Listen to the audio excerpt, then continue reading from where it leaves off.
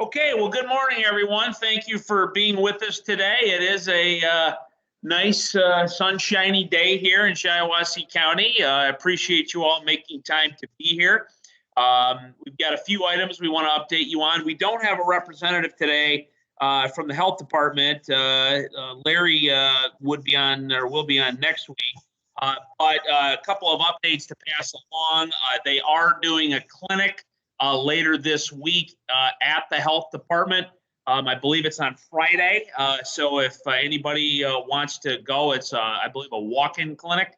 You're very welcome to do that. And once again, pass that along to anybody that you know, anyone on your team or friends or family. But they also want me to convey to our employers in the community, they are still offering the opportunity for on-site clinics.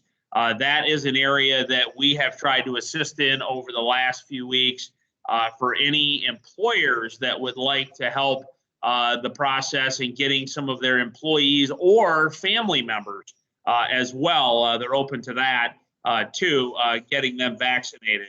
There are, I believe, a minimum of 10 participants that are required for them to do it on site. It has to do with the distribution of the vaccine. So if you are interested in possibly doing that as an employer or sharing that information with an employer, they have a business interest survey. It's been sent out before via email, but I believe it's on the website for the health department too. So if any business on the phone, though, would like to learn more about that, please let me know. But the clinic actually will be 9 to 11 this Friday. It is a walk-in. Moderna and Johnson & Johnson are available, open to anyone aged 18 or older. So just want to pass that along. If anyone has any vaccine questions, feel free to let us know.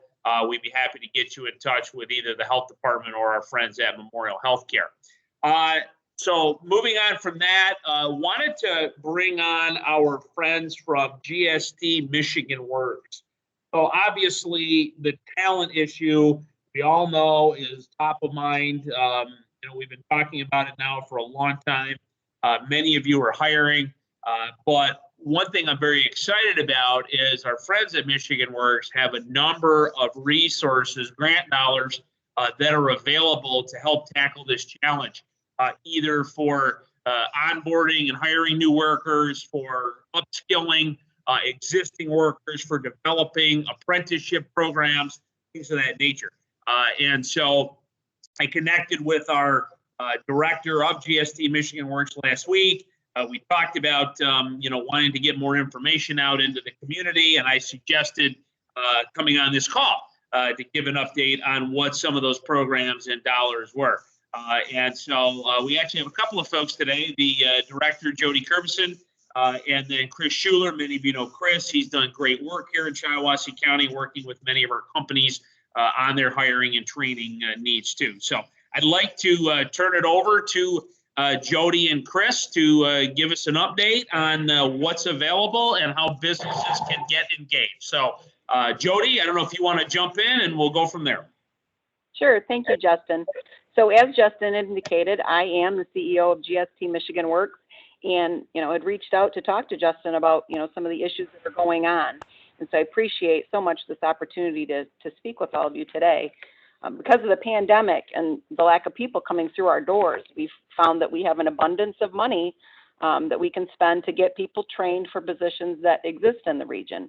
So we are, really looking to connect with employers in the region. We spent the last year really assisting the community and partnering with our friends over at the unemployment agency, connecting the community with their unemployment benefits. But with the recent increase in vaccination eligibility and availability, it's time to shift toward economic recovery and our core mission, which is getting Michigan trained and back to work.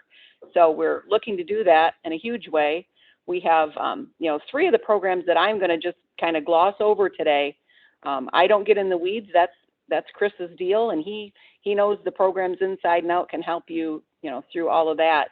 But the 3 programs that I'm going to talk about briefly would be the on-the-job training program, where, you hire a qualified person. And when I say qualified, there are several different ways that we can get them eligible for our programs, but it does require that we touch base with them before they start to be able to do some paperwork and get some documents from them. And it, of course, requires their follow through with us to make sure that we can get what we need to make them eligible. But after that point, the idea really is it's an incentive to hire a person that might not be 100% qualified for your job, and we fill in the gaps with paying 50% of their wages while they're being trained. And usually that training program, depending on how much training they would need, it sometimes can last a few months. So it's definitely worth your while to check into that. We have a policy that allows us to spend up to $25,000 on one employer. So, there's quite a bank of money there available for anyone that wants to participate. We also are really delving into the apprenticeship world lately. We have an apprenticeship team that's working hard with employers to really create opportunities. And, apprenticeships have kind of a bad rap. They are not nearly as difficult as employers think, and particularly with the team that we have assembled to help through the process. So, if you're even thinking about, wondering about the opportunity for an apprenticeship at your workplace, don't hesitate to reach out. It costs nothing to have us come in and talk to you and just, talk you through the process and see if it is something you're interested in. And then thirdly, our incumbent worker training program can assist you with funding to upskill your current employees. So, say there's a need that you have to train the employees that you have in order to, remain competitive and in business. That's something that we can talk through and see what we can do to help you in that area. So, those are kind of the snippets. We are available to help. Unfortunately, we can't manufacture people, which is, really what we're needing is a lot of bodies these days to fill the jobs that we have. But we are here to help, to recruit, to have job fairs, to train, to get them up to speed and into your workplaces.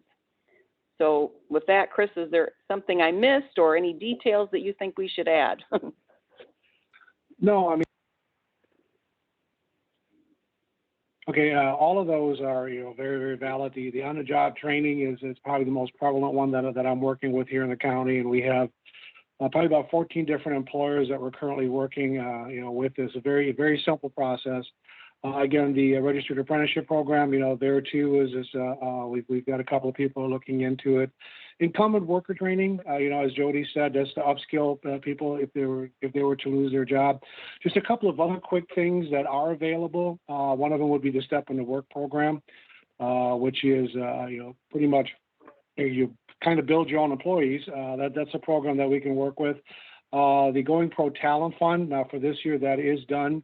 But there are some opportunities there as well, some state dollars for on-the-job training, for bringing on new people, for increasing skills for the people that you currently have. And that brings me to the last thing, really, is the Business Resource Network. A lot of employers are having a difficult time keeping the people that they have, and that's really where the Business Resource Network comes in, and that's something that we can discuss as well. That's done on an individual company by company basis. So if anyone has any questions or they'd like to get some answers, now is a good time to ask because I do have to leave this call.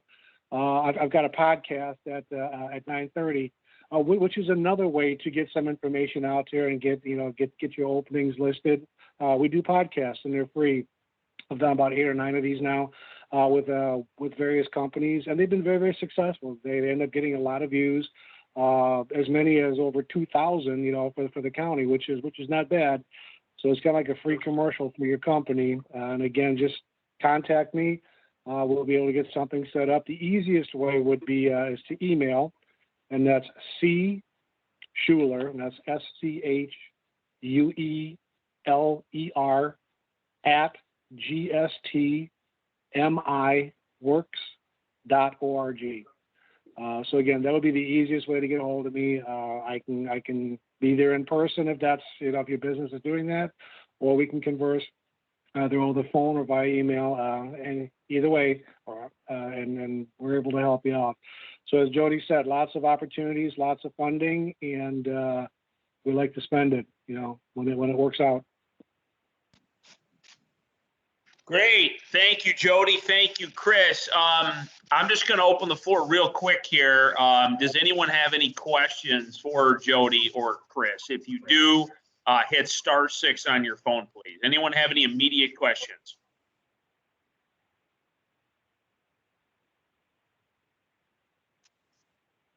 Great. Well, thank you both. And Chris, thank you for passing on your contact information. If you have any additional documents or promotional materials you'd like us to share with our contact list on any or all of these programs, please do pass that along. We'll be happy to do that. So, but thank you again. Yep, thank you. Always appreciate the partnership with our friends at Michigan Works. It's very, very important work that they do. So we're in regular communication, and quite honestly, I mean, these dollars are out there. They need to be spent. So let's hopefully take advantage of using some of these programs. So please get in touch with Chris if you have any interest. We have another speaker today, one of our longtime participants. Always appreciate him coming on and giving us an update about what's happening at the state level. Gary Jones from Governor Whitmer's office. Gary, the floor is yours. All right, thank you, Justin. So I want to actually start with an invitation to a virtual conversation today that the governor's office is going to be holding in regards to healthcare, child care investments. So you are invited to join us today at 1 p.m. for a virtual conversation with the governor regarding the governor's office regarding investments in child care. Join key members of the governor's staff to learn more about the proposals for child care, get an update on the ongoing budget negotiations with the legislature, and discuss what we can all do to make sure that these investments become a reality for Michigan's children, parents, workers, and employers. Governor Whitmer also recently announced that 55% of Michiganders have received their first dose of the safe and effective COVID-19 vaccine. The announcement marks the first milestone of the My Vac to Normal plan, which would enable in-person work to resume across all employment sectors on May 24th. The Michigan Department of Health and Human Services will base future epidemic orders action on vaccination-based milestones that, once achieved, will enable Michigan to take steps towards normalcy. The next step would be 60% of Michiganders plus 2 weeks would increase indoor capacity at sports stadiums, also at conference centers, banquet halls, and funeral homes, and exercise facilities and gyms. And it would also lift the curfew on restaurants and bars. Once we hit 65% of Michiganders being vaccinated plus 2 weeks, it will lift all indoor percentage capacity limits, requiring only social distancing between parties, and it would further relax limits on residential social gatherings. And once we hit the 70% of Michiganders being vaccinated plus 2 weeks mark, it would lift the gathering and face mask order, such that MDHHS will no longer employ broad mitigation measures unless an anticipated circumstance arises, such as the spread of a vaccine-resistant variant. Also recently, the governor signed House Bill 4019, which provided reimbursements to Michigan National Guard soldiers who were deployed at the U.S. Capitol earlier this year. Many Michigan National Guard members purchased meals out of their pocket during this deployment because of inadequate food that was served through a third-party vendor. In early March, the governor traveled to Washington, D.C. to meet with service members during their lunch breaks to thank them for their service and acknowledge their sacrifice. And lastly, the governor and Dr. Janae Caldoun, our chief medical executive, recently issued a statement after President Joe Biden announced a national goal to have 70% of Americans get at least one dose of the safe, effective COVID-19 vaccine by July 4th.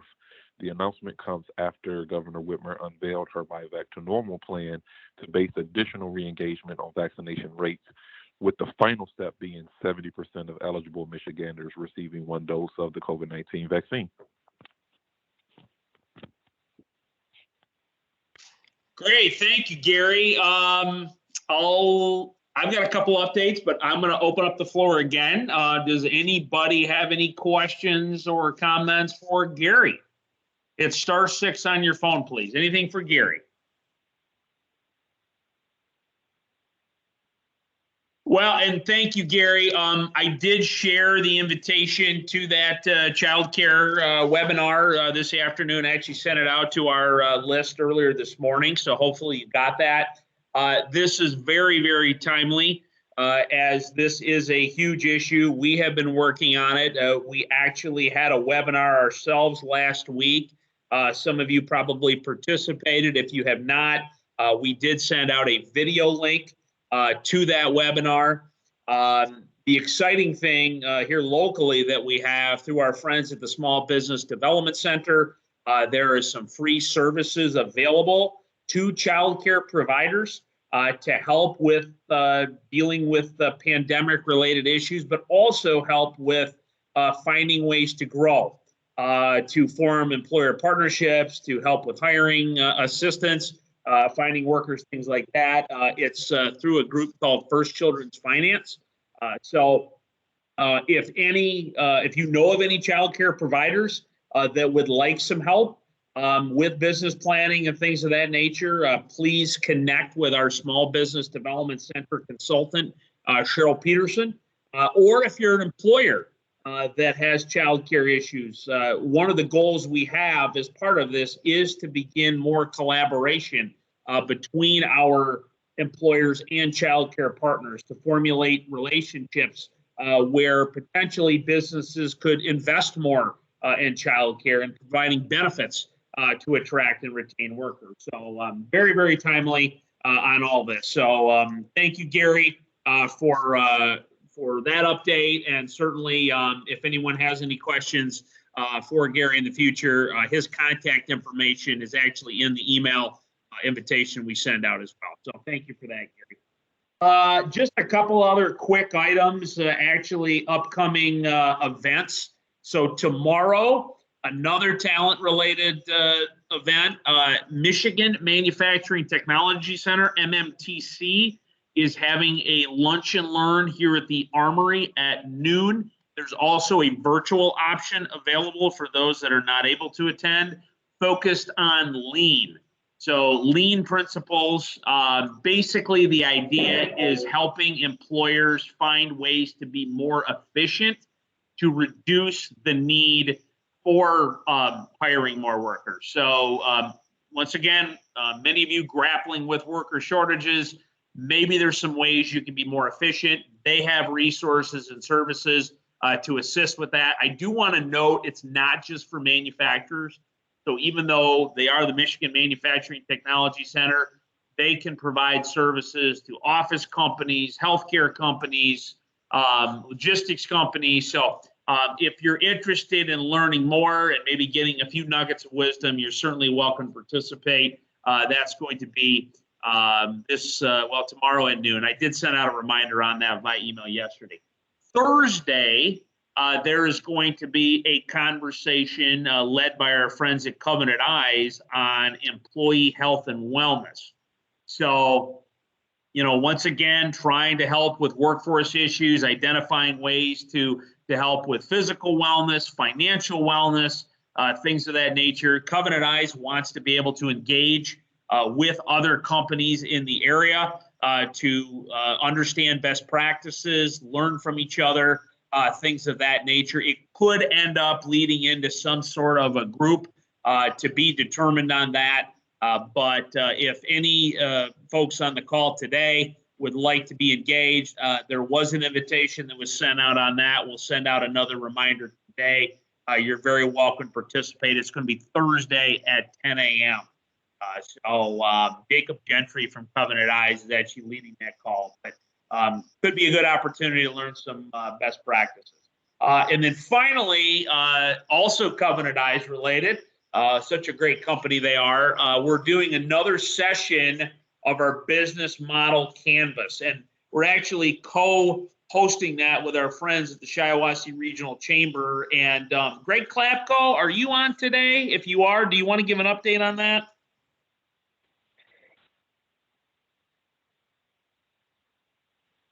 Can you guys hear me okay? Yep, well, there you are. Yep, go ahead, Greg. Yeah, thanks for the opportunity. It's going to be the 2.0 version of the ain't no model like a business model that our friends at Covenant Eyes and Brian DeLorge is nice enough to put on. This is a little bit longer session, planning on it being from 8 a.m. to 11 a.m. on Tuesday, May 25th, right here at the Armory. We hope you can join us in person down in our lower level mess hall. And after that, if you'd like to join us for a little lunch, we're going to actually grill out and have a little membership appreciation type event for lunch right out in front of the Armory here. So you're welcome to stay for that. So we look forward to seeing some of the folks that have been to the first one and would like to get this 2.0 version of the business model that Brian DeLorge is going to share with us. Great. Thank you, Greg. Any other chamber updates you want to share today? Just a lot on our plate with a lot of the events coming up. Our annual dinner is coming up quickly. So June 10th at the Bear Creek Farm Event Barn. It's on a Thursday night, kind of our normal format, but we're going to be doing it under a tent and outside in June. Pushed it out, of course, due to the pandemic, but we're looking forward to that. So if you don't have that on your calendar yet, please do. And of course, reach us here at the chamber if you have any questions or you'd like to RSVP for that event. Great. Thank you, Greg.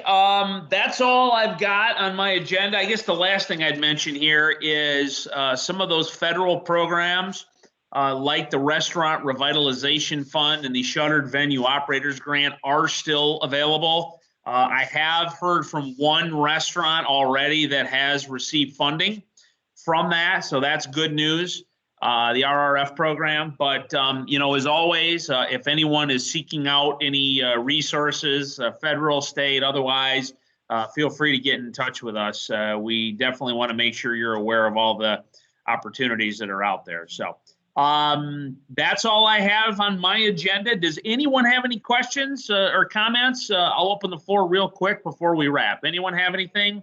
*6 on your phone.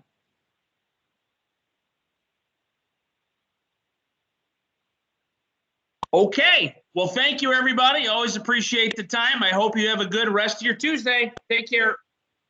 You too. Thanks. Thanks, Jeff.